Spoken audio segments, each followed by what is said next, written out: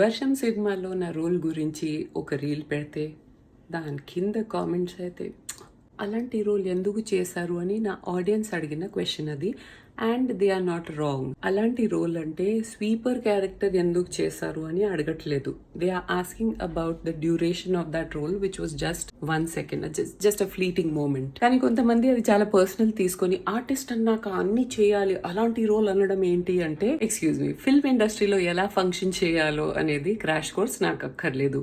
గుడిసిల్లో ఉండే దాని నుంచి లక్ష్మీదేవి అలాంటి క్యారెక్టర్స్ కూడా చేశాను నేను. I have no shame in doing any kind of role.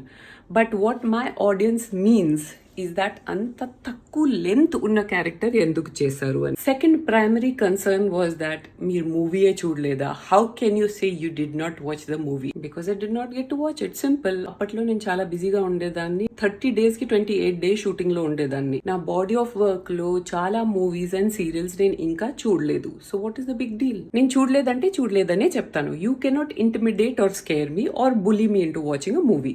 Nar can you force me to say something that you want to hear. నేను లైఫ్ లో 10 తెలుగు మూవీస్ కంటే ఎక్కువ చూడలేదు అనుకుంటా. Because I'm not a Telugu.